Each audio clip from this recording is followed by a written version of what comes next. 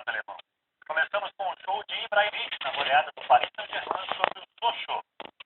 Em dia de Ibrahimovic, o Paris Saint-Germain não teve problemas para golear o Sochaux e se manter confortável na liderança do campeonato francês. No primeiro gol sueco deu passe perfeito para o brasileiro Thiago Silva marcar. E a bola de Ibra.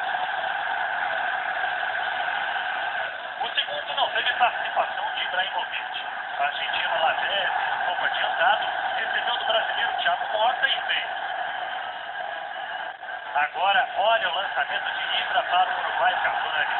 Fácil, primeiro. Cavani matou com categoria e marcou o terceiro. O quarto, então, foi dele. Chutaço do sueco em cobrança de falta. No quinto, Cavani resolveu retribuir e tocou para Ibra marcar. Paris Saint-Germain 5, Sochaux 0. Ibrahimovic, artilheiro do francês com 13 gols. Goleada na França. Goleada na Holanda, onde o show foi com a Ajax. Antes de a bola rolar, homenagem no telão da Arena Amsterdã ao líder sul-africano Nelson Mandela, que morreu quinta-feira. O protagonista do jogo foi Davi Klaassen. Ele marcou o primeiro, o segundo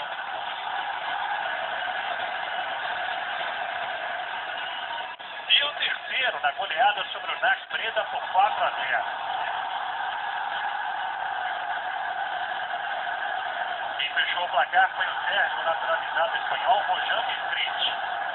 Artilheiro viradíssimo deste sábado.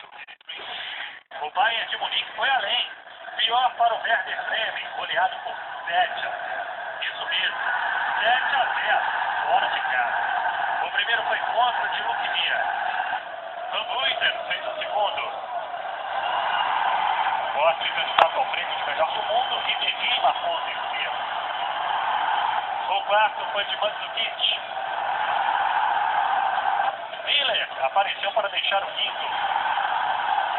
E Devin fez mais um, o sexto. E Mário Götze fechou a goleada. 7-0 do líder Bayern de Munique sobre o Werder Bremen.